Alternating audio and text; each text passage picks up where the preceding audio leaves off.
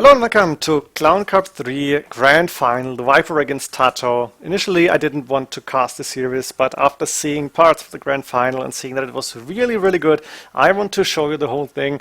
Going to do a recap of each game, and in this game one I want to start with a draft, as it is quite interesting to see what the players are going for. Now we have first the global bans. Teutons and Britons won't be seen in this Grand Final, and of course we have the three hidden picks parallel, so players can choose and pick the same civilizations actually. And then we do see that the Viper choosing the pretty standard civs, Malay, Cumans and Aztecs, while Teutons and Britons banned. TaToH going another way. He's going for Slavs, Lithuanians and Burmese. So these are the civilizations that the players chose first. It's the sniper round, and Viper is saying, okay, I don't want to play against Lithuanians, I'm going to give you Slavs and Burmese.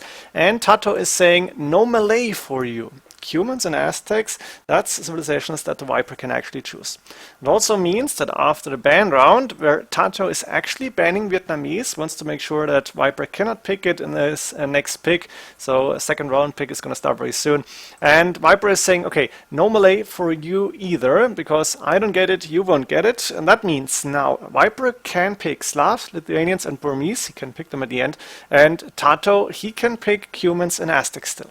And Viper actually going for Vikings now. First pick that TaToH cannot get here, second round picks are all global, and TaToH is saying, okay, I'm going to try with Turks and Ethiopians, two very strong civilizations. We've seen them. Vikings, we haven't seen them too often, but Viper playing Vikings, that's going to be quite strong usually. Then we have Mayans for Viper, going like Lord Doubt and saying, okay, I want to have good archer civilization. And Viper also picking Slavs now. You could have picked them later, like you have Slavs, Lithuanians and Burmese, and you could pick them in the last three picks. So Viper now saying, I'm going Slavs first. Maybe a small mistake, but shouldn't be game-changing. And we have Byzantines, a very strong civilization on Arena, as we've learned in recent games, and also Spanish coming up from TaToH. Now Viper, two more picks. He is going for Lithuanians now, because he can pick it, and actually going for Italians here. And that was a really surprising move. Italians, civilizations that we haven't seen too often. Now TaToH is saying, okay, I've got all my civilizations except the two very strongest that I can still pick, and that's Aztecs and Cumans, so he's going for those. And Viper actually doing the same and going for Burmese here. So that's the draft from both players. They have a few civs in common, but I think there was not a single mirror in this best of 7. Therefore, I'm really looking forward to game 1 now.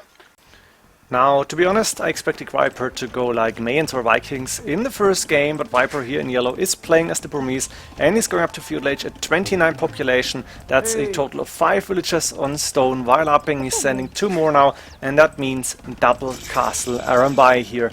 Viper is the Burmese against TaToH in blue, playing as the Slavs, and TaToH actually going for something interesting here as well, because as the Slavs you usually expect to see scouts, but TaToH went with an archer range, and he is going for archer production. Actually he's got enough gold to produce the first archer, here it is. And now I'm gonna have an eye on Viper to see where the castles are going up. You can see it here, that's 8 villages on stone, and Viper has the main gold, main stone and second gold inside but forward. As for TaToH, main gold forward, second gold forward, only the main stone safe in the back, the other resources are outside. Viper actually with the second stone safe in the back, so he will be able to go for yet another castle if he really needs it. But of course we are going to focus on what's happening in early castle age now, as we're waiting for Viper to hit castle age. TaToH already there is going to do the crossbowman upgrade, I think. After this archer is finished we should see it, and we're also going to see a TC on the woodline on the right hand side. We should see a monastery coming up very soon. As for Viper, he's now almost up to castle age, has 1k stone and more in the bank, is sending 5 villages from gold to build that first castle. He's got 2 lumber camps with 9 villages on wood, and you need a lot of wood to get the iron bar production going. And Viper also going with the monastery here. So now Viper 550 stone in the bank is going to send the villagers from stone to move out and build a castle in the middle of the map. Now TaToH has his scout around and is going to be able and anticipate this. He is going to see the villagers, and they're not going too far forward here actually. TaToH is saying, okay, I want to be as annoying as possible, first armbar on the way, and TaToH is actually sending a monk and 5 crossbowmen to delay this castle, and that's exactly what's happening. Viper saw the crossbowmen, maybe he saw the monk, I'm not sure, but he has to go back immediately. He's quickly putting down a siege workshop, if he's actually doing that. He needs to command the villagers to go there, and only has 2 iron by at this point. So the crossbowman from TaToH made sure the second castle is getting delayed a lot here, and that's something you cannot afford when you go for the double castle iron by. You want to be as aggressive as possible. In the meantime, TaToH at home has second TC up and running, is going for stone, and has the third TC on the left hand side also up and running. So he's going to be really happy with the crossbowman doing the damage for now, and the damage is just the delay. It's not about killing villagers, it's not about killing iron by, it's about making sure the Viper cannot go early on to be really aggressive to do a lot of damage, and that's what TaToH actually had in mind with the crossbowman, I'm assuming at least, and he made sure that this is actually working. So now with 1 relic in the bank and 2 monks behind the crossbowman, he should be able to get a conversion here, but Viper of course going back immediately, and Viper, as he has a mangonel in the open field, is now finishing the second castle, and therefore is going to be able to produce a lot of iron by from these 2 castles. Of course Viper is staying on 1 TC here, we cannot afford anything else. He should maybe build another lumber camp here, but that's pretty much it.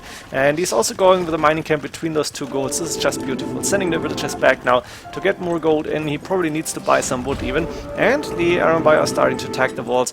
But TaToH has enough defenses here. He's going for a university. Actually I was wondering, do we see ballistics, guard tower? But it's the fortified wall that TaToH is going first. And only after that he's going to build a tower even, I think.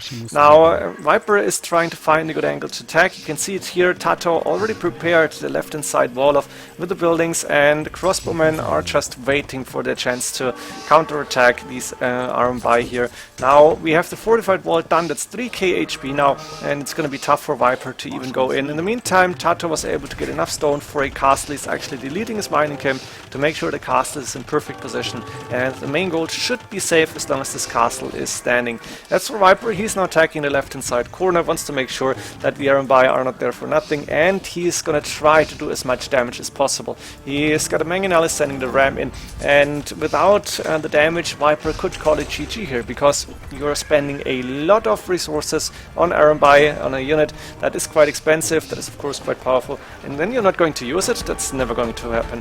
Watchtower up for TaToH next to the TC, making sure it's not easy for Viper to break in. Then of course Viper can now see the castle and knows, okay, this is gonna be a tough game for me. We have mangonel attacking the university, masonry coming up to make the walls even stronger, and the ram is starting to attack these houses.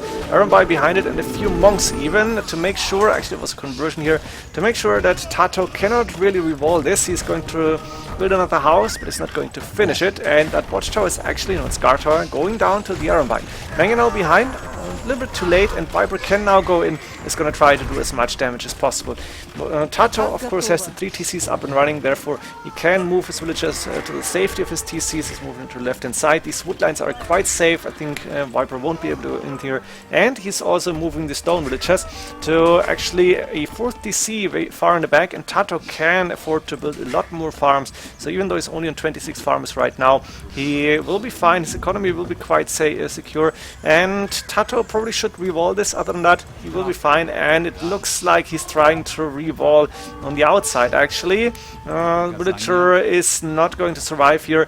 The thing is, Viper, even though he's causing some idle time, he didn't kill too many villagers, and the idle time, like, what does TaToH have? 57? No, that's Viper. 94 villagers, but it's only 6 idols at this point. Now TaToH is going to try to get a conversion here, or 2 maybe. That's 1, 2 actually. Good mangonel shot.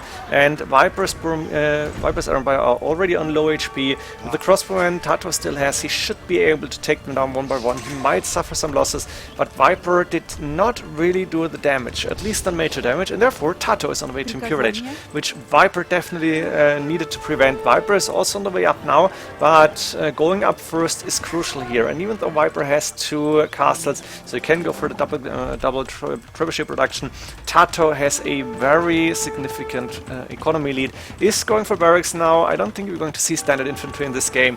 It's going to be pikemen, halberdier usually, to make sure the iron by cannot really go close and do any damage. You always have to micro and you always have to run away. And now, as you can see, there's a converted iron by, but it's also crossbowmen that are now just trying to hunt down these RMB, and maybe Viper can get another kill or two. That scout could go down. That's pretty much it. Those villagers, they are going back to the TC. TaToH is paying attention here, and TaToH is just taking his time to transition into Imperial Age. Viper is also going to be minimal later. The thing is, Viper cannot afford to lose castles unless he's transitioning into something else. He actually made a second TC some time ago.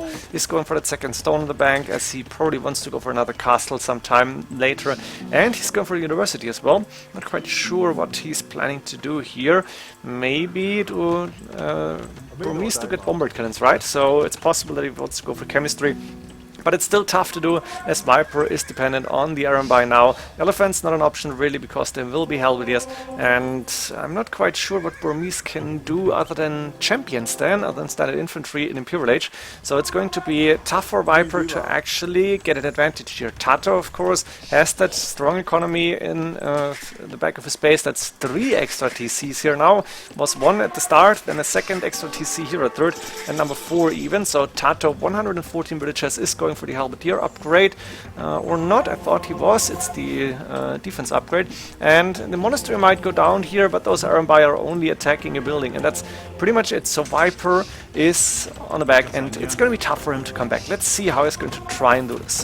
TaToH finally rewalling, going for the outside stone, also going for an outpost here, because he does not want to get attacked by surprise.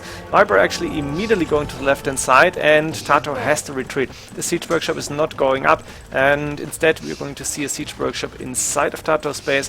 Halberdier upgrade not done yet, not coming in. Conscription instead, and I don't see, no, there's one trebuchet, at least something.